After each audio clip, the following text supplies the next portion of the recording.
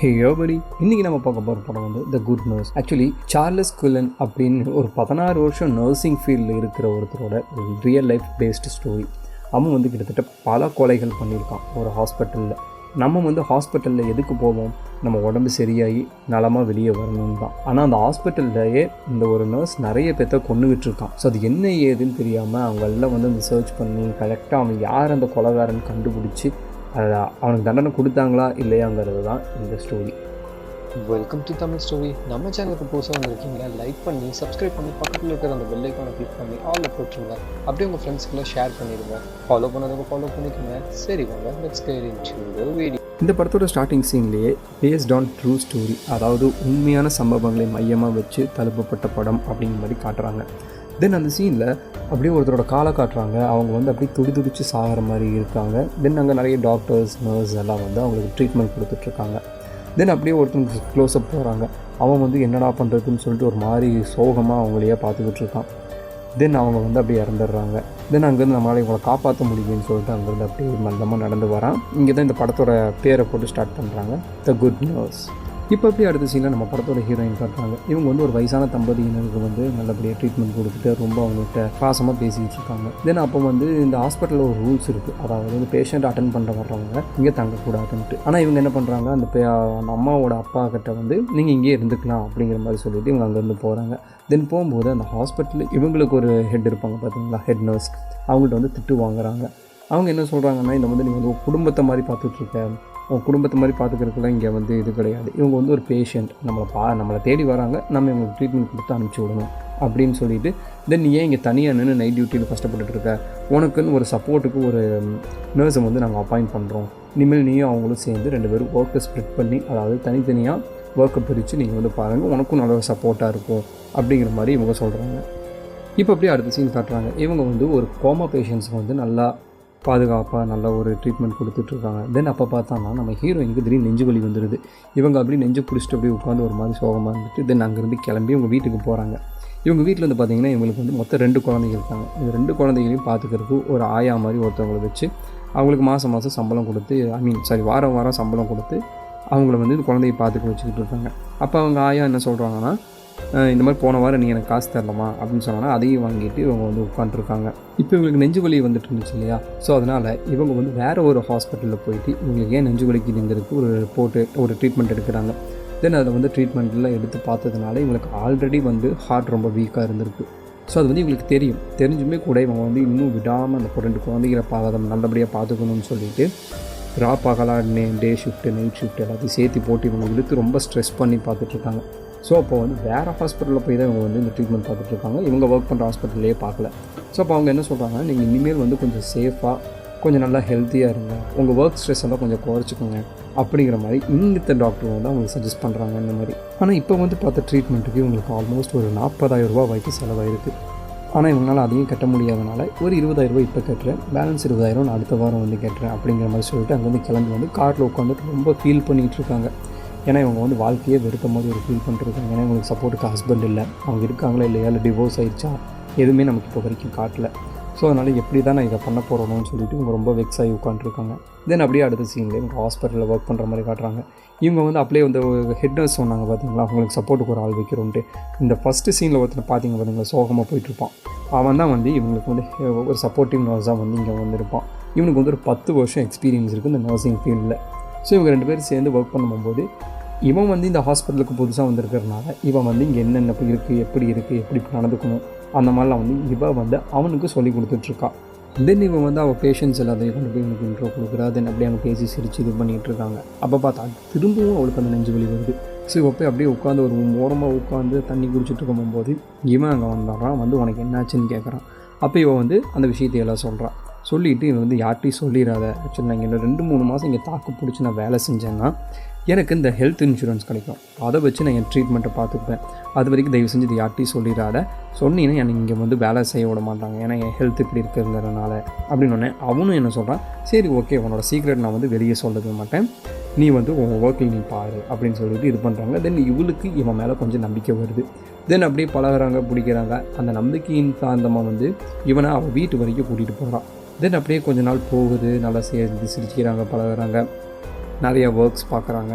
தென் அப்படியே அந்த நாளெல்லாம் அப்படி போயிட்டுருக்கு. இப்போ இது வரைக்கும் எந்த பிரச்சனையும் இல்லாமல் நல்லபடியாக போயிட்டுருக்கு இந்த படம். இப்போ தான் வந்து ஒரு பெரிய பிரச்சனையே ஃபஸ்ட்டு அப்போ காட்டுறாங்க. அதாவது இத்தனை நாள் நம்ம ஹீரோயின் வந்து ஒரு வயசானவங்களை நல்லபடியாக பார்த்துக்கிட்டு இருந்தாங்கல்ல, அவங்க திடீர்னு இறந்து போகிறாங்க. அவங்க என்ன ஏன் இறந்தாங்க, எப்படி இருந்தாங்கன்னு எதுவுமே தெரியல. ஆனால் அவங்க இறந்து போனதுக்கப்புறம் நம்ம ஹீரோயினும் அந்த சீனியர் நர்ஸும் சேர்ந்து தான் அவங்க உடம்பை வந்து நல்லா இந்த குளிப்பாட்டுறது அதெல்லாம் பண்ணிகிட்டு இருக்காங்க. தென் அப்போ வந்து இவன் ஒரு விஷயத்த சொல்கிறான், எங்கள் அம்மாவும் இதே மாதிரி தான் திடீர்னு ஒரு நாள் இறந்து போயிட்டாங்க. நான் அந்த ஹாஸ்பிட்டலில் போய் கேட்டேன், எங்கடா எங்கள் அம்மான்னு கேட்டப்போ அவங்க வந்து அது இதுன்னு அப்படி இப்படின்னு சொல்லிட்டு கடைசி வரைக்கும் எங்கள் அம்மாவை என் கண்ணிலேயே காட்டல. தென் நானே கண்டுபிடிச்சி போகும்போதோ மார்ச்சூரியில் ஏதோ ஒரு முக்கில் சரியாக மூடியும் மூடாமலும் எங்கள் அம்மாவோட பணத்தை வச்சுருந்தாங்க. தென் நான் அந்த பணத்தை எடுத்து என்னால் முடிஞ்ச அளவுக்கு நாங்கள் சடங்கெல்லாம் செஞ்சேன். ஸோ அதே மாதிரி உங்களுக்கும் நான் இந்த சடங்கெல்லாம் செய்கிறேன்னு சொல்லிட்டு அந்த பணத்துக்கிட்ட இவன் பேசிகிட்டு இருக்கான். தென் இது நார்மலாக போயிட்டுருக்கும் போகும்போது இவங்க ஹாஸ்பிட்டல் மேனேஜ்மெண்ட்டே முன் வந்து போலீஸை கூப்பிட்டு ஒரு கேஸ் ஃபைல் பண்ணுறாங்க. அதாவது என்னென்னா, ஒரு பேஷண்ட் இறந்ததில் எங்களுக்கு சந்தேகம் இருக்குது அப்படின்னு சொல்லிட்டு அது அந்த 2 போலீஸ்காரங்க வந்தவங்க அவங்க என்ன கேட்குறாங்கன்னா, ஏன் என்ன மாதிரி சந்தேகம் அப்படின்ட்டு தெரியல, ஆனால் அவங்க வந்து திடீர்னு இறந்துட்டாங்க, அது இறந்து எவ்வளோ நாள் இருக்குன்னு கேட்கும்போது ஒரு 2 வாரம் இருக்கும். சரி, ஏன் இவ்வளோ தாமதமாக இவ்வளோ லேட்டாக இந்த விஷயத்தை வந்து சொல்கிறீங்கன்னு கேட்கும்போது, இல்லை நாங்களும் எங்கள் சைடில் இருந்து ஏதாவது இன்வெஸ்டிகேஷன் பண்ண முடியுமா நாங்கள் ட்ரை பண்ணி பார்த்தோம், பட் எங்களுக்கு எந்த க்ளூவும் கிடைக்கல. ஸோ அதனால தான் எங்கள் ஹாஸ்பிட்டல் பேர் கேட்டக்கூடாதுன்னு சொல்லிட்டு நாங்களே முன் வந்து உங்களுக்கு அந்த இதை வைக்கிறோம். சரி, அவங்க இறந்து எவ்வளோ நாள் இருக்குன்னு கேட்டப்போ ஒரு 2 வாரம் பக்கம் இருக்கும். சரி, அவங்க பாடி எங்கன்னு கேட்டப்போ இல்லை அவங்க குடும்ப வழக்கப்படி அவங்க வந்து அதை எரிச்சிட்டாங்க அப்படின்னு ஒன்று. இந்த போலீஸுக்கும் எந்த க்ளூவும் கிடைக்காம இது எப்படி நம்ம கோத்ரூ பண்ணி நம்ம இந்த கேஸை கண்டுபிடிக்கணும்னு சொல்லிட்டு இந்த போலீஸும் யோசிச்சுக்கிட்டு இருக்காங்க. ஸோ இந்த போலீஸ் வந்து அவங்க ஆஃபீஸ்க்கு வந்துட்டு சரி ஓகே, அந்த டைமில் அந்த அம்மாவை பார்த்துக்கிட்டு இருந்தது யார், ஒரு 2 பேர். அது 2 பேர் யாருன்னா நம்ம நர்ஸும் அந்த சீனியர் நர்ஸும் தான். சரி, இவங்க 2 பேர் தானே அந்த இடத்துல இருந்தாங்க. ஸோ அவங்கள பற்றி டீட்டெயில்ஸ் கலெக்ட் பண்ணலான்னு சொல்லிட்டு கலெக்ட் பண்ணும்போது நம்ம ஹீரோயினை பற்றி பெருசாக அவங்களுக்கு எந்த பிடிமானமும் கிடைக்கல. ஸோ அதனால் அதை விட்டுடுறாங்க. தென் அந்த சீனியரை பற்றி பார்க்க போகும்போது தான் அவன் வந்து எதுவுமே பெருசாக அவனுக்கு எதுவுமே சிக்க மாட்டேங்கிறதுனால தென் அவனை பற்றி இன்னும் கொஞ்சம் டீட்டெயில்டாக எடுக்க போகும்போது தான் பார்த்தீங்கன்னா அவன் மேலே ஆல்ரெடி ஒரு கேஸ் இருக்குது. அது என்ன கேஸுன்னு சொல்லிட்டு அவனோட நேமு அந்த அவன் ஐடியெல்லாம் போட்டு பார்க்கும்போது தான் இதுக்கு முன்னாடி அவன் ஒர்க் பண்ணிட்டு இருந்த ஹாஸ்பிட்டலில் அவனுக்கும் அந்த டாக்டருக்கும் ஒரு பெரிய சண்டை வந்திருக்கு. ஸோ அதுதான் வந்து ஒரு கேஸாக இருந்திருக்கும். சரி, அதனால் அவன் என்ன பண்ணுறான் ஏது பண்ணுறான்னு சொல்லிட்டு அவனை பற்றி இன்னுமே கொஞ்சம் டீட்டெயில்ஸ் விசாரிக்க ஆரம்பிக்கிறாங்க. அப்படி விசாரிக்கும் போது தான் போலீஸ்க்கு ஒரு சில விஷயங்கள் தெரியுது. இவன் வந்து இது வரைக்குமே கிட்டத்தட்ட ஒரு 7-8 ஹாஸ்பிட்டலுக்கு மேலே அவன் வந்து ஒர்க்கை மாறி பார்த்துருக்காங்க. ஸோ அப்படியே கட் பண்ணி நம்ம இங்கே ஹாஸ்பிட்டலில் காட்டுறாங்க. இந்த ஹாஸ்பிட்டல் மேனேஜ்மெண்ட் திடீர்னு ஒரு மீட்டிங்கை கூப்பிட்டு அங்கே இருக்கிற எம்ப்ளாயிஸ் கிட்ட எல்லாத்துக்கிட்டையும் ஒரு விஷயத்த சொல்கிறாங்க. அதாவது நீங்கள் என்ன இனிமேல் கேஸ் எடுத்தாலும் எந்த ஒரு விஷயம்னாலும் போலீஸே வந்து உங்களை இன்வெஸ்டிகேஷன் பண்ணாலும் நீங்கள் எங்களை கேட்காம அவங்கக்கிட்ட எதையும் சொல்லக்கூடாது. அப்படி நீங்கள் ஏதாவது சொல்லிட்டீங்கன்னு எங்களுக்கு தெரிய வந்துச்சுன்னா உங்களோட ஒர்க் பர்மிட்டில் நாங்கள் கை வச்சுருவோம். அது நாளைக்கு உங்களுக்கு ஒர்க்கில் ஒரு பெரிய பேர்டனாக ஒரு பெரிய பிரச்சனையாக வந்து விழுகும் அப்படிங்கிற மாதிரி இந்த மேனேஜ்மெண்ட் வந்து இங்கே இருக்கிற எம்ப்ளாயிஸ் கிட்ட இப்படி மாதிரி ஒரு த்ரெட்டன் கொடுக்குறாங்க. ஸோ இதே மாதிரி இந்த மேனேஜ்மெண்ட் சொன்ன மாதிரியே அந்த போலீஸ்காரங்க 2 பேரும் வந்து இந்த ஹாஸ்பிட்டலில் இருக்கிற எல்லாத்தையுமே வந்து விசாரிக்கிறாங்க. அப்படி விசாரிக்கும் போகும்போது இந்த மேனேஜ்மெண்ட்டில் ஹெட் ஒருத்தி இருந்தால அவள் தான் எல்லா விஷயத்தையும் சொல்லிட்டு இருந்தா, அவளோட முன்னிலையிலேயே வந்து இந்த இன்வெஸ்டிகேஷன் போகுது. ஸோ அந்த டைம் என்ன ஆகும்னு பார்த்தீங்கன்னா அங்கே அந்த ஹாஸ்பிட்டலில் வேலை செய்கிற இன்னொரு பொண்ணு வந்து இந்த மேனேஜ்மெண்ட் ஹெட்டை வந்து கூப்பிட்றான், ரொம்ப எமர்ஜென்சி கொஞ்சம் சீக்கிரம் வாங்க அப்படின்ட்டு. இவ எந்திரிச்சு போகிற அந்த ஒரு 2-3 நிமிஷம் கேப்பில் இவங்க வந்து இந்த போலீஸ்காரங்க வந்து அவங்ககிட்ட ஒரு ரிப்போர்ட்டை கொடுத்து இந்த ரிப்போர்ட்டை பற்றி நீங்கள் தான் நினைக்கிறீங்களோ, உங்களுக்கு எதாவது தெரியுதான்னு சொல்லி கேட்கும் போது அவன் அந்த ரிப்போர்ட்டு வாங்கி பார்த்துட்டு என்ன திடீர்னு பார்த்தா இந்த இன்சுலின் லெவல் இவ்வளோ ஹையாக இருக்குது அப்படிங்கிறான். அப்போ இந்த போலீஸ்காரனுக்கு இந்த ஹாஸ்பிட்டல் விஷயம்லாம் தெரியாதனால வந்து என்ன சொல்கிறீங்க எங்களுக்கு புரியல, கொஞ்சம் தெளிவாக சொல்லுங்கள் அப்படின்னு கேட்கும்போது இல்லை நம்ம பாடியிலே இன்சுலின் லெவல் வந்து அதுவாக செக்ரேஷன் ஆகும், ஆனால் இந்த அளவுக்கு ஹையர் அமௌண்ட் வந்து எப்போவுமே ஆகாது, இது வந்து யாரோ ஃபோர்ஸ்ஃபுல்லி யாரோ வாண்டடாக வந்து இன்சுலின் லெவலாக ஹை பண்ணியிருக்காங்க. ஸோ இது வந்து குளுக்கோஸ் லெவல் வந்து ரொம்ப ஹையாக இருக்குது அப்படின்னு உடனே இந்த போலீஸ்காரனுக்கு எதுவும் புரியல. ஸோ அப்போ இங்கே தான் ஏதோ பிரச்சனைன்னு சொல்லிட்டு அவனுக்கு இந்த லூப்பை பிடிச்சிடுறானுங்க. ஸோ இந்த இன்வெஸ்டிகேஷன் முடிஞ்ச அன்னைக்கு நைட்டே வந்து பார்த்திங்கன்னா இன்னொரு பிரச்சனை அங்கே வருது. அதாவது அந்த கோமாவில் இருந்தால் பார்த்திங்களா ஒரு 2 பேர் இவங்க 2 பேர் வந்து ட்ரீட்மெண்ட் கொடுத்துட்டு இருந்தாங்கல்ல. ஸோ அவங்களுக்கும் இதே மாதிரி வந்து திடீர்னு வந்து ரொம்ப ஹார்ட் பீட் அதிகமாகி ஹார்ட் ரேட் அதிகமாகி ரொம்ப பல்ஸ் எல்லாம் அதிகமாகி அவங்களுக்கு உயிருக்கு போராடிட்டு இருக்காங்க. எவ்வளவோ ட்ரை பண்ணி அவங்களையும் காப்பாற்ற முடியல. ஸோ இவங்க காப்பாற்ற முடியலைங்கிற ஒரு ஃப்ரஸ்ட்ரேஷனில் நம்ம ஹீரோயினுக்கு வந்து திடீர்னு அதிகமாக நெஞ்சு வலி வந்துடுச்சு. ஸோ அப்போ இந்த சீனியர் நர்ஸ் தான் வந்து அவங்களுக்கான மெடிசின்ஸ் அவங்களுக்கான இன்ஜெக்ஷன்லாம் கொடுத்துட்டு கொஞ்சம் ஆறுதலாக பேசிகிட்டு இருக்கான். இவன் ஆறுதலாக பேசுகிறத பார்த்துட்டு நம்ம ஹீரோயினுக்கு இவன் மேலே ரொம்ப ஒரு மாதிரி கன்சர்ன் வந்து இவன் வீடு வரைக்குமே கூட்டிகிட்டு போயிடலாம். இப்போ இந்த இன்சிடென்ட் மேட்டர் தெரிஞ்சோடனே இந்த போலீஸ் 2 பேரும் வந்து ஆல்ரெடி நம்ம அந்த சீனியர் மேலே ஒரு டவுட் இருக்குல்ல, இதுக்கு முன்னாடி ஹாஸ்பிட்டலில் வந்து பிரச்சனையாக தான் இங்கே வந்திருக்கான்ட்டு. ஸோ அதனால் அவன் எந்தெந்த ஹாஸ்பிட்டலில் வேலை செஞ்சாலும் அந்த எல்லா ஹாஸ்பிட்டலுக்கும் கால் பண்ணி கேட்டால் அங்கே எதுவுமே யாரும் பிடிமானம் கொடுக்க மாட்டேங்கிறாங்க. அதாவது உங்களுக்கு அந்த மாதிரி டீட்டெயில்ஸ் ஏதாவது வேணும்னா நீங்கள் டேரெக்டாக எங்கள் பாஸ் கிட்ட பேசுங்க அப்படின்ட்டு. அந்த பாஸ்கிட்டே இவங்க கால் பண்ணி பேசினா இந்த மாதிரி எங்கள் ஹாஸ்பிட்டல் ரூல் மேனேஜ்மெண்ட் படி எங்கள் எம்ப்ளாயிஸோட டீட்டெயில்ஸ் வந்து நாங்கள் வெளியே கொடுக்கக்கூடாது. உங்களுக்கு அதையும் மீறி வேணும்னா நீங்கள் டேரெக்டாக கோர்ட்டில் அப்பீல் பண்ணி நீங்கள் கோர்ட்டில் அரெஸ்ட் வாரண்ட்டோட வந்தீங்கன்னா வேண்டாம், நாங்கள் வந்து டீட்டெயில்ஸ் கொடுக்குறோம் அப்படிங்கிற மாதிரி எல்லா ஹாஸ்பிட்டலோட மேனேஜ்மெண்ட்டும் சொல்லி வச்ச மாதிரி ஒரே மாதிரி சொல்லிடுறாங்க. இப்போ இவங்களுக்கு என்ன பண்ணுறதுன்னு தெரியாதனால இந்த ஹாஸ்பிட்டலுக்கே வந்து மறுபடியும் அவங்க இன்வெஸ்டிகேஷன் ஆரம்பிக்கிறாங்க. ஸோ அப்போ அந்த ஹாஸ்பிட்டல் மேனேஜ்மெண்ட் லேடி இருக்காங்கல்ல, அவங்க வந்து பேசிகிட்டு இருக்கும்போது சரி ஓகே இப்போ அந்த லேடி இருந்தாங்கல்ல அந்த பாட்டி, அவங்களோட ரிப்போர்ட்டை கொடுங்க அப்படிங்கும்போது இல்லை நாங்களே வந்து இன்டர்னல் இன்வெஸ்டிகேஷன் பண்ணிகிட்டு இருந்தோம், அதனால் வந்து இப்போ 7 வாரமாக நீங்கள் என்ன பண்ணிட்டு இருந்தீங்கன்னா இல்லை அது நான் சொன்னேன் இல்லை இன்டர்னல் இன்வெஸ்டிகேஷன் நாங்களே பண்ணிகிட்டு இருந்தோம், சரி அப்போ அதோட ரிப்போர்ட்டாவது கொடுங்கும்போது அவங்களும் ரொம்ப இழுத்தடிச்சுக்கிட்டு கடைசியில் இந்த ஒரு நாள் வந்து கையில் கொடுத்துட்றாங்க. கொடுக்கும்போது பார்த்திங்கன்னா அந்த ரிப்போர்ட் அந்த போலீஸ் எடுத்து பார்த்தோன்னா மொத்தம் ஒரு 15 பேஜ் பக்கம் இருக்குது. அந்த 15 பேஜில் ஒரு 5 பேஜ் வந்து அங்கே இங்கேன்னு சொல்லி மிஸ் ஆகி கிடக்குது. ஸோ இதை வந்து இந்த போலீஸ்காரன் வந்து நம்ம மேனேஜ்மெண்ட் லேடியை பார்த்து ரொம்ப கத்திடுறான். தெரிஞ்சே பண்ணுறீங்கள, சரி இதை நான் வந்து உங்களுக்கு பர்சனலாக வச்சுக்கிறேன் அப்படின்னு சொல்லிட்டு அந்த மாதிரி போயிடுறான். ஸோ இந்த ஹாஸ்பிட்டல் வந்து அன்றைக்கி புதுசாக ஒரு பேஷண்ட் வந்து அட்மிட் ஆகிறாங்க. அவங்க வந்து ஒய்ஃப் வந்து ஏதோ ஆக்சிடென்ட் ஆகிருக்கும் போல் இருக்குது. ஸோ கை குழந்தையோட அவங்க ஹஸ்பண்ட் வந்து அவங்க ஒய்ஃபை வந்து அங்கே அட்மிட் பண்ணுறாரு. ஸோ அந்த டைம் வந்து இவங்க வந்து எவ்வளவோ ட்ரை பண்ணி பார்க்குறாங்க. அப்போவும் அந்த அம்மா வந்து கொஞ்சம் நாளில் வந்து இறந்துடுறாங்க. ஸோ பாவம் அந்த ஹஸ்பண்ட் அந்த குழந்தைய வச்சு என்ன பண்ணுவான், இவங்க வந்து ரொம்ப ஒரு மாதிரி வெக்ஸ் ஆகி இவங்க வீட்டுக்கு போயிடுறாங்க. அண்ட் இந்த டைமில் பார்த்தீங்கன்னா இந்த ஹாஸ்பிட்டலோட மேனேஜ்மெண்ட் லேடி வந்து போலீஸ் கத்திட்டு போனார்ல, அந்த அம்மா வந்து இவங்க வந்து கம்ப்ளைண்ட் பண்ணி விட்டுருது இவங்க மேலே. அப்போ இவங்க சீனியர் ஆஃபீஸர் வந்து என்ன சொல்கிறாங்க, இனிமேல் அந்த ஹாஸ்பிட்டல் சைடே போகாதீங்க, இப்போ எவ்வளோ தைரியம் வந்து நீங்கள் ஒரு லேடியை போய் கத்திட்டு வருவீங்க, நாளைக்கு அவங்க நம்ம மேலே கம்ப்ளைண்ட் கொடுத்தா நமக்கு இது என்ன ஆகுதுன்னு சொல்லிட்டு அந்த சீனியர் ஆஃபீஸர் வந்து இந்த ஆஃபீஸர்ஸை பிடிச்சி கத்திட்டு போயிடுவாங்க. தென் இவனுக்கு என்ன பண்ணுறதுன்னு தெரியாமல் டேரெக்டாக நம்ம ஹீரோயினோட வீட்டுக்கே போயிட்டு அவங்கக்கிட்ட பர்சனலாக சில விஷயங்கள் கேட்குறாங்க. இங்கே பாருங்கள், நீங்கள் வந்து உங்கள் மேலே எந்த இதுவும் இல்லை, பட் எங்களுக்கு இன்னும் வந்து எந்த லூப்புமே சரியாக கிடைக்கல. ஸோ நீங்கள் நல்லா யோசிச்சு பாருங்கள், இந்த புதுசாக ஒரு சீனியர் ஒருத்தன் வந்திருக்கான்ல, ஒரு நர்ஸ், அவன் வந்ததுக்கப்புறம் தானே இந்த மாதிரி நிறைய விஷயங்கள் அந்த ஹாஸ்பிட்டல் நடக்க ஆரம்பிக்குது அப்படின்னு கேட்ட உடனே இவ்வளோ ஒரு மாதிரி யோசிக்க ஆரம்பிக்கிறான். இப்போ நம்ம ஹீரோயினுக்கு அவங்க மேலே டவுட் வந்தோன்னே அவங்க கூட நைட்டாக பேசிகிட்டு இருக்காங்க அவங்க ஹாஸ்பிட்டலில். அப்போ பேசிகிட்டு இருக்கும்போது அவன் வந்து சில விஷயத்த சொல்கிறான். அப்படியும் சொல்லும் போது தான் அவன் இதுக்கு முன்னாடி ஒர்க் பண்ண ஒரு ஹாஸ்பிட்டலோட பேர் சொல்லியிருப்பான். ஆனால் என்னென்னு பார்த்தீங்கன்னா நம்ம ஹீரோயினோட ஃப்ரெண்டு ஊற்றியும் அந்த ஹாஸ்பிட்டலில் தான் இப்போவும் வேலை செஞ்சுட்டு இருப்பான். ஸோ இவளுக்கு டவுட் வந்து அவளுக்கு கால் பண்ணிட்டு உன்னை நாளைக்கு மீட் பண்ண முடியுமா, இந்த மாதிரி லஞ்சுக்கு மீட் பண்ணலான்னு சொல்லிட்டு கூப்பிட்டு அவகிட்ட பேசும்போது அவள் வந்து என்னடி ரொம்ப நாள் ஆச்சு திடீர்னு இப்படி கூப்பிட்டுருக்கேன் அப்படிங்கும்போது, இல்லடி எனக்கு ஒரு சில விஷயங்கள் தெரிஞ்சுக்கணும், ஸோ அதை உங்கள்கிட்ட கேட்கலான்னு சொல்லிட்டு கேட்குறேன்னு சொல்லிட்டு அவகிட்ட இதை பற்றி கேட்க ஆரம்பிக்கிறான். அப்போ என்ன கேட்குறான்னா, இந்த மாதிரி எங்கள் ஹாஸ்பிட்டலில் புதுசாக ஒருத்தன் வந்து ஜாயின் பண்ணான் அப்படின்னு சொல்லிட்டு அவனோட பேர் சார்லஸ்னு ஒருத்தன் ஜாயின் பண்ணான், அவனை பற்றி ஏதாவது தெரியுமா அப்படிங்கும்போது அப்போ வந்து அவன் என்ன சொல்கிறான்னா, இப்போ பாருடி இந்த விஷயத்தை நான் யார்ட்டையுமே சொல்கிறதில்ல, உங்கள்கிட்ட சொல்கிறேன். அவன் வராத வரைக்கும் ஹாஸ்பிட்டல் நார்மலாக தான் இருந்துச்சு. திடீர்னு அவன் வந்து ஜாயின் பண்ணதுக்கப்புறம் பார்த்தீங்கன்னா ஒரு நாள் விட்டு ஒரு நாள் சம்டைம்ஸ் டெய்லியுமே நிறைய பேஷண்ட்ஸ் வந்து இறந்துக்கிட்டு இருந்தாங்க. அதாவது எப்படின்னா அவங்களுக்கு திடீர்னு ஹார்ட் ரேட் கூடும், பல்ஸ் டவுன் ஆகும், அவங்களோட இன்சுலின் லெவல் அதிகமாகும். ஸோ என்னன்னே தெரியாமல் நாங்களும் ரொம்ப எவ்வளவோ ட்ரை பண்ணி பார்த்தோம். ஆனால் அவனை எங்கள் ஹாஸ்பிட்டல்லேருந்து அனுப்பிச்சதுக்கப்புறம் பார்த்தீங்கன்னா மாதத்துக்கு ஒரு 3 மாதத்துக்கு ஒரு தடவையோ 2 தடவையோ வந்து பேஷண்ட்ஸ் இறக்க ஆரம்பித்தாங்க. ஆனால் அவன் இருக்கும்போது டெய்லியும் ஒவ்வொரு பேஷண்ட்ஸ் இறந்துக்கிட்டு இருந்தாங்க அப்படின்னு இவன் சொல்லிடுறான். ஸோ அதனால் நம்ம ஹீரோயினுக்கு இப்போ தான் வந்து போலீஸ் சொன்னது உண்மைங்கிற மாதிரி தெரிய வருது. ஏன்னா இவ்வளோ இன்சுலின் லெவல் அதிகமாகிது சாகராகன்னு சொல்லியிருக்கா. அந்த போலீஸ் வந்து ஒரு ரிப்போர்ட் கொடுத்து பார்க்க சொன்னாங்க பார்த்தீங்களா, அதுலேயும் இன்சுலின் லெவல் வந்து அதிகமாக இருக்குது. ஸோ அப்போ நம்ம ஹீரோயினுக்கு டவுட் வந்து அவள் ஹாஸ்பிட்டலுக்கு ஓடி போயிட்டு அந்த குடோனில் இருக்கிற எல்லா அந்த குளுக்கோஸ் பேக்கெட்டையும் எடுத்து பார்க்குறான். அதில் ஒரு 1000 குளுக்கோஸ் பேக்கெட் இருக்குன்னா அதில் 1 இல்லை 2 வந்து சின்ன ஹோல் மாதிரி இருக்குது. அவள் அமைக்கி பார்க்கும்போது அந்த குளுக்கோஸ் வெளியே தெரிக்குது. ஸோ நம்ம ஹாஸ்பிட்டல் போகும்போது நம்ம குளுக்கோஸ் பாட்டிலில் வந்து சில டாக்டர்ஸ் வந்து சிரஞ்ச் எடுத்து இன்ஜெக்ட் பண்ணுவாங்க பார்த்தீங்களா, அந்த மாதிரி ஒரு 1000ல் ஒரு 1 இல்லை 2 வந்து இவன் இந்த மாதிரி இன்ஜெக்ட் பண்ணி விட்டுறான். ஸோ இது வந்து கரெக்டாக ஸ்பெசிஃபிக்காக இவங்க தான் சாவாங்க அப்படிங்கிற மாதிரி ஐடியா இல்லை. யாருக்கு அந்த குளுக்கோஸ் பாட்டில் போகுதோ அவங்க வந்து இறந்து போகிறாங்க அப்படிங்கிறத நம்ம ஹீரோயின் வந்து கன்ஃபார்ம் பண்ணுறான். அது என்ன இன்சுலின் பார்த்திங்கன்னா டயாக்சின்ங்கிற ஒரு கெமிக்கல். இந்த விஷயத்தை பார்த்தோன்னா நம்ம ஹீரோயின் அங்கேயே மயக்கம் போட்டு விழுந்துடுறாங்க. ஏன்னா இவங்களுக்கு ஆல்ரெடி ஹார்ட் இஷ்யூ இருக்குது. ஸோ திடீர்னு கண்ணு முழிச்சு பார்க்கும்போது பார்த்திங்கன்னா இவங்க அங்கே மயக்கம் விழுந்தனால இவங்க ஹாஸ்பிட்டலே வந்து ஒரு ட்ரிப்ஸை போட்டு படுத்து கிடக்குறாங்க. அந்த ட்ரிப்ஸை பார்த்தோன்னே எனக்கு ரொம்ப பயமாயிருது. தென் கண்ணு முழிச்சு பார்த்தா முன்னாடியே அவனும் உட்காந்துருக்கான். ஸோ அதனால் ரொம்பவே பயந்து அவங்க போட்டிருக்கிற எல்லா டியூபையும் பிடுங்கி விட்டுடுறாங்க.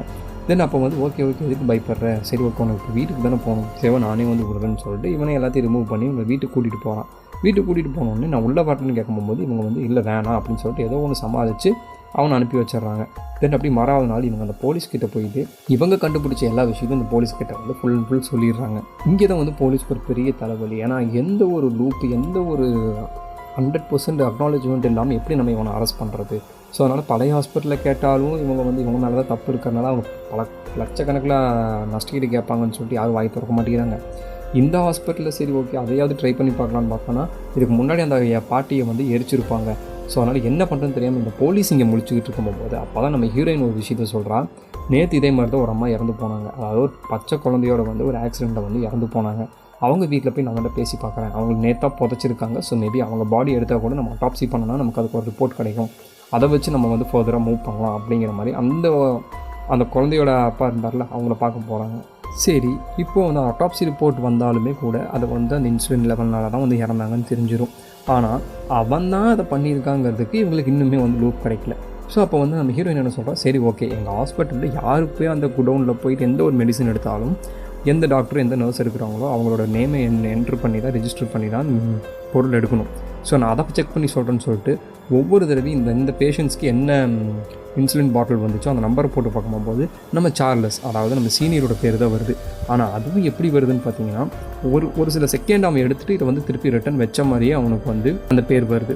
ஸோ இதையும் ஒரு விஷயமா இருக்குன்னு சொல்லிட்டு இதையும் நோட் பண்ணி கொண்டு போயிட்டு அவன் வந்து அந்த போலீஸ்கிட்ட கொடுத்துட்றான். ஆனால் இதுலேயும் அவங்களுக்கு சரியாக பிடிமானம் இல்லை. ஏன்னா எந்த ரிப்போர்ட் எடுத்தாலும் அவனோட பேரில் இருக்குது எல்லாத்துலேயுமே கேன்சல் வருது. நமக்கு இன்னுமே ஸ்ட்ராங்கான எவிடன்ஸ் வேணும், அப்போ தான் நம்ம அவனை அரெஸ்ட் பண்ண முடியும்னு சொல்லிட்டு இருக்கும்போது இங்கே அப்படியே ஹாஸ்பிட்டல் காட்டுறாங்க. இங்கே வந்து ஒரு எமர்ஜென்சி மீட்டிங் போட்டுட்டு நம்ம சார்லஸை கூப்பிட்டு நம்ம இந்த மேனேஜ்மெண்ட் வந்து பேசிகிட்டு இருக்கு. ஆக்சுவலி நீ வந்து இதுக்கு முன்னாடி வேலை செஞ்ச ஹாஸ்பிட்டலில் ஒரு சில மாதம் ஒர்க் பண்ணேன்னு சொல்லியிருந்தேன். ஆனால் எங்களுக்கு அதில் ஒரு பிரச்சனை. நீ எந்தெந்த மாதம் ஒர்க் பண்ணேன்னு சொன்னேன், ஆகஸ்ட்லேருந்து டிசம்பர் வரைக்கும் ஒர்க் பண்ணேன்னு சொல்லியிருக்கேன். ஆனால் இங்கே என்ன நடந்துச்சுன்னு பார்த்தீங்கன்னா இவன் வந்து செப்டம்பர் மந்த்லேருந்து தான் அங்கே வந்து வேலைக்கே ஜாயின் பண்ணியிருப்பான். ஸோ அப்படின்னு சொல்லிட்டு ஒரு ஃபேக்கான அலிகேஷன் கொடுத்து உன்னை இந்த வேலையிலேருந்து தூக்குறோம், நீ பொய்யா வந்து சொல்லி வேலைக்கு ஜாயின் பண்ணியிருக்கேன்னு சொல்லிட்டு இவனை வேலையிலேருந்து தூக்கிடுறாங்க. ஏன் அப்படி தூக்குனாங்கன்னு பார்த்தீங்கன்னா அந்த மேனேஜ்மெண்ட்டில் ஒரு ஹெட் இருந்தால் பார்த்தீங்களா, அவள் இதுக்கு முன்னாடி நர்ஸாக தான் வேலை செஞ்சுருப்பாள். ஸோ அவளுக்கு இருக்கிற எக்ஸ்பீரியன்ஸ்க்கு கண்டிப்பாக அவளுக்கு தெரிஞ்சிருக்கும் வெளியே இருந்து எவனோ தான் இந்த வேலையை பண்ணுறான் அப்படின்னு சொல்லிட்டு. ஸோ அதனால் இந்த விஷயம் வெளியே தெரிஞ்சுட்டு ஹாஸ்பிட்டல் பேர் கேட்டுரும். தென் இறந்தவங்களுக்குலாம் நம்ம வந்து நஷ்டஈடு வந்து பல மில்லியன் கணக்கில் லட்சத்தை அள்ளி கொடுக்கணும். ஸோ அதனால் இந்த மாதிரி ஒரு காரணத்தை சொல்லி அவனை வேலையை விட்டு தூக்கிடலான்னு சொல்லிட்டு அவன்கிட்ட கையெழுத்து வாங்கிட்டு அவனை வேலையை விட்டு தூக்கிடுறாங்க. ஸோ இப்போ போலீஸு நம்ம ஹீரோயின் எல்லாம் சேர்ந்து ஒரு பிளான் பண்ணுறாங்க. அதாவது அவனை தனியாக கூப்பிட்டு நீ அவங்ககிட்ட பேச்சு கொடுத்துப்பாரு, அவன் ஏதாவது வார்த்தைகள் விட்டானா அதை வச்சு நம்ம லூப் எடுத்துக்கலாம் அப்படின்னு சொல்லிட்டு அவனை ஒரு இடத்துக்கு கூப்பிட்றான். ஸோ அவங்க சாப்பிட்டு இருக்கும்போது இவன் வந்து கேட்குற எந்த கேள்விக்கு அவன் சரியாக பதில் சொல்ல மாட்டேங்கிறான். அதாவது ஹாஸ்பிட்டல் சம்மந்தப்பட்டதாகவும் அந்த பேஷண்ட் சம்மந்தப்பட்டதாகவும் கேட்டால் எதுவும் சொல்ல மாட்டேங்கிறான். ஆனால் அவனை பற்றியோ வேறு ஏதாவது விஷயத்தை பேசினாலும் அவன் வந்து சரசரன்னு சொல்கிறான். அந்த ஹாஸ்பிட்டலில் அந்த பேஷண்ட்டை பற்றி கேட்டால் இவன் வந்து கோவப்பட்டு கத்த ஆரம்பிச்சிட்றான். தென் திடீர்னு அங்கே நின்றுச்சு ஓடிட்டான். ஆனால் அவன் அந்த பேச்சு வாக்கில் சொல்லியிருப்பான்ல ஒரு விஷயத்த சொல்லியிருக்கான். அதை என்னென்னா இது எனக்கு வேறு ஹாஸ்பிட்டலில் வேலை கிடச்சிருச்சு, நான் இனிமேல் அங்கே போய் வேலை பார்க்க போகிறேன் அப்படின்னு சொல்லிட்டு இவன் இங்கேருந்து கிளம்பியிருப்பான். தென் அப்போ நம்ம நர்ஸ் வந்து என்ன சொல்கிறான்னா, ஐயோ இது வேறு ஹாஸ்பிட்டலில் போய் திருப்பி அங்கே போய் எல்லாத்தையும் கொள்ள தான் போகிறான், எப்படியாவது இவனை பிடிச்சிருங்க, பிடிச்சி கூட நீங்கள் விசாரிங்கன்னு சொன்னோடனே அவங்களும் போய் அவனை பிடிச்சிடுறாங்க. ஆனால் ஆஸ் பர் ரூல் வந்து ஒவ்வொருத்தர் மேலே சரியான ஆதாரம் இல்லாமல் ஒரு 48 மணி நேரத்துக்கு மேலே அவனை வச்சு விசாரிக்க முடியாது. ஸோ இவனை வந்து மற்றவங்கள மாதிரி வந்து அடித்து துன்புறுத்தியில் விசாரிக்க முடியாது. ஏன்னா இவன் வந்து ஒரு சைக்கோ கில்லர்னு தெரிஞ்சிருச்சு உங்களுக்கு. ஸோ அதனால் இவன்கிட்ட பக்குவமாக பேசி தான் இது பண்ணணும். இவன்கிட்ட என்ன பேசினாலும் ஒன்று அழுகிறான், இல்லை கத்துறான், இல்லை புலம்புறான், வேறு எதுவும் அவன் சொல்ல மாட்டேங்கிறான். ஸோ அதனால் இவங்களும் ஹீரோயின் கிட்ட வந்துட்டு எங்களால் இதுக்கு மேலே முடியல, இன்னொரு 7-8 மணி நேரம் தான் இருக்குது, ஸோ அதனால் வந்து எங்களால் இதுக்கு மேலே முடியாது, ஸோ நம்ம வேறு ஏதாவது ட்ரை பண்ணலாம், இனி அவனை வெளியே விட்டு தான் இனி அவனை ஃபாலோ பண்ணி தான் பிடிக்கணும் அப்படிங்கிற மாதிரி சொன்னோன்னே இங்கே ஹீரோயின் வந்து ஒரு மாதிரி சோகமாயிடுறான். இப்போ நம்ம ஹீரோயின் என்ன பண்ணுறதுன்னு தெரியாமல் அவங்களே அந்த போலீஸ் ஸ்டேஷன் போய் அவங்ககிட்ட நானே பேசி பார்க்குறேன்னு சொல்லிட்டு அவன்கிட்ட போய் பேசுகிறாங்க. அப்படி பேசும்போது அவங்க ஃபஸ்ட் சீனில் கொடுத்துருப்பா பார்த்தீங்களா ஒரு ஸ்வெட்டர், அதெல்லாம் போட்டு அவங்ககிட்ட வந்து கொஞ்சம் அன்பாக பேசுகிறாங்க. இவங்க என்ன சொன்னாங்கன்னா, சரி ஓகே எனக்கு புரியுது, உங்கள் அம்மாவுக்கு நீ அந்த மாதிரி பண்ண முடியலன்னு சொல்லி தான் நீ வந்து ஒவ்வொரு பேஷண்ட்ஸாக கொண்டு உங்கள் அம்மாவுக்கு நீ பண்ண முடியாது, இவங்களை வச்சு பண்ணிக்கணும்னு சொல்லிட்டு நீ பண்ணுறங்கிறது எனக்கு நல்லா தெரியுது. ஆனால் அது வந்து நீ சொல்லிடு, ஏன்னா எனக்கும் தெரியும் நீ தான் பண்ணியிருக்கேன்னு, இந்த போலீஸ்க்கும் நீ தான் பண்ணியிருக்கேன்னு தெரியும். நீ உண்மையை சொல்லிட்டா வேண்டாம் உனக்கு வந்து தண்டனைகள் குறையிறதுக்கு வாய்ப்பு இருக்குது. ஆனால் இவங்களா கண்டுபிடிச்சிட்டாங்கன்னா உன் மேலே அது இதுன்னு சொல்லிட்டு உன் மேலே பெரிய கேஸாக போட்டுருவாங்க அப்படின்னோடனே இவனும் ஆமான்னு ஒத்துக்கிறான். அப்போ ஹீரோயின் கேட்குறா, சரி ஓகே நீ வந்து எந்தெந்த பேஷண்ட்ஸ்க்கு இந்த மாதிரி பண்ணியிருக்கேன்னு அதையும் சொல்லணும்னு இந்த பாட்டியம்மா பேர், தென் அந்த கோமா பேஷண்ட்ஸோட பேருன்னு சொல்லிட்டு ஒரு சில அடையாளங்கள் சொன்னோன்னே இவங்களுக்கு கன்ஃபார்ம் பண்ணுறாங்க. ஸோ இவன் அப்படியே இதை வச்சு இவன் கொடுத்த வாக்குமூலத்தை வச்சே அவனை அரெஸ்ட் பண்ணி உள்ளே போட்டுடுறாங்க.